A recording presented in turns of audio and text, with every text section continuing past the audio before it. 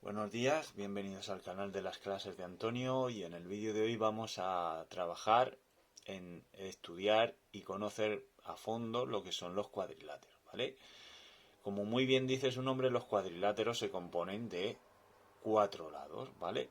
Pero según como sean estos lados, pues serán de un tipo o de otro, ¿vale? Antes de ver nada, tenéis que saber que los lados pueden ser paralelos, ¿vale? Los paralelos son los que nunca se van a cruzar, es como las vías del tren, ¿de acuerdo? Luego están los secantes, que se forman así, formando como se cortan formando una especie de X, y como veis tienen ángulos iguales 2 a 2. A ver, son opuestos, son iguales, ¿vale? Y estos dos son opuestos, por eso están de diferente color y son iguales, ¿vale? Y luego tenemos en la perpendicular, que son como una cruz, ¿lo veis? Así, ¿de acuerdo? Y veis, forman 4 ángulos rectos, ¿de acuerdo? Una vez recordado esto, pues mirad, tenemos los trapezoides, que son figuras que no tienen ningún lado en paralelo. Si yo los prolongara estos lados, pues se me cortarían siempre en algún punto, ¿vale? Pues el trapezoide no tiene ningún lado paralelo. Luego tenemos los trapecios y como veis, solo tienen 2 lados paralelos. En este caso son estos dos los horizontales, pero podrían ser también los verticales, o sea que no importa que sean estos o los verticales, ¿de acuerdo? Y luego tendríamos los paralelogramos, que son los que tienen los lados paralelos 2 a 2, ¿vale? Una vez ya sabido este tipo de cuadriláteros, lo que nos vamos a centrar son en los paralelogramos, ¿vale? Que son las figuras con las que hemos estado trabajando desde que somos pequeñitos, ¿vale?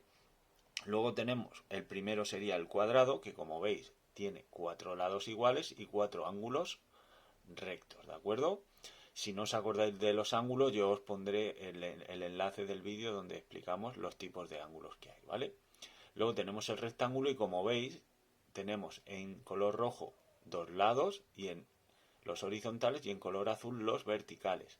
Si os dais cuenta, tiene lados paralelos 2 a 2 y como al igual que el cuadrado, tiene ángulos 4 ángulos rectos, ¿vale? Entonces, ¿cuál sería la diferencia entre el rectángulo y el cuadrado? Pues que el cuadrado tiene los 4 lados iguales y el rectángulo tiene los lados iguales 2 a 2. Luego tenemos el rombo, que al igual que el cuadrado tiene los 4 lados iguales, pero como veis los ángulos ya son diferentes, es decir, los tiene iguales 2 a 2. Estos dos verdes serían obtusos y estos dos iguales serían los agudos, ¿vale?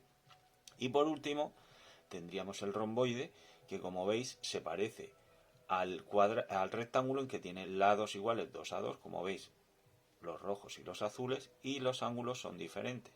Estos dos verdes serían obtusos y esos dos serían agudos, ¿de acuerdo? Por lo tanto es muy fácil.